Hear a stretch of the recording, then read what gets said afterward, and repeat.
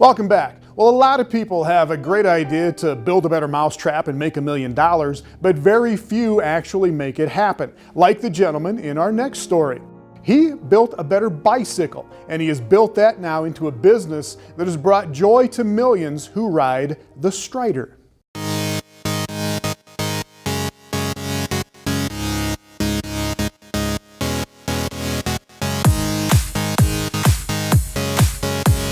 Strider started in my garage, really.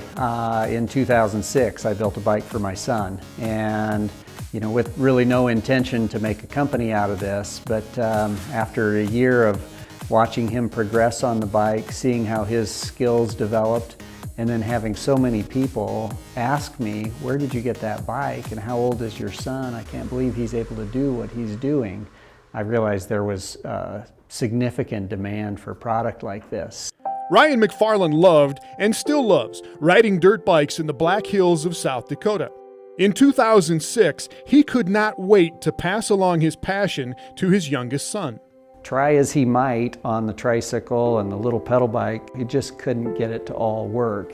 My wife would say, well, geez, he's just 2, give him some time, but I was just too impatient. So determination led to inspiration, and McFarland knew that his son and any other toddler who had literally just learned how to walk could ride a bike if it was the right kind of bike. I kept thinking that it's too big, it's too complicated, it's too heavy. He shows interest in riding. He's loving his little plastic toy that's light and simple, and then he tries to get on the tricycle and there's nothing. It just can't get it to move or anything. So McFarland basically took a little bike, chopped off the pedals, got rid of the training wheels, lowered the seat so a 2-year-old's feet could reach the ground, made it light and easy to handle, and voila, the Strider. McFarland grew up working in a family-owned hotel, and in the mid-90s he started a company that made suspension systems for mountain bikes, and from that he gained experience in product development and marketing and e-commerce. I'd gone through all of that with my previous business, and so what took me 5 years to accomplish the first time, we had up and running within the first year with Strider. In early 2007, McFarland started to develop and perfect the product, and by late 2007, the first Strider bikes were ready for sale. Last year, he moved the company into a new 26,000 square foot building, and yes, they have sold a lot of Striders.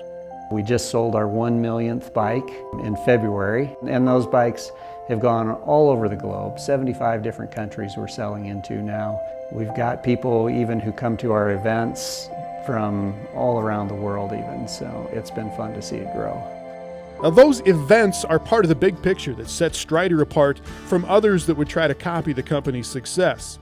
The annual Strider Championship Series consists of races and friendly little competitions held all around the world, and those lead to the World Championship in Rapid City. No pedals, but lots of medals for these little Strider riders. And while some bemoan the idea that America is becoming a participation society, that everybody gets a reward just for trying, that is exactly the point of a Strider event. Just get on and get out and ride and make some friends. There's a portion of the event that is that competitive race, but then we also do a lot of fun stuff. We'll go see Mount Rushmore, and we'll take in local sites and have a big picnic and play day with all the kids. And it's very cool to see little kids from all these different countries, and a lot of times they don't even speak the same language, but they're all out there playing together, which is really cool to see. And just like these little riders, the company has grown to include bigger bikes for older riders, made for people that for whatever reason had never experienced the freedom and the fun of simply riding a bike. It really has been amazing because the very simplicity of the small bike that helps a toddler just intuitively learn to balance and ride is exactly what allows these bigger bikes to help other people with special needs or just a late start or whatever issue has kept them from learning to ride. They're now learning to ride. Those stories are really fun because a lot of times those people have wanted to ride for a long, long time, and there's been some hurdle that's kept them from riding.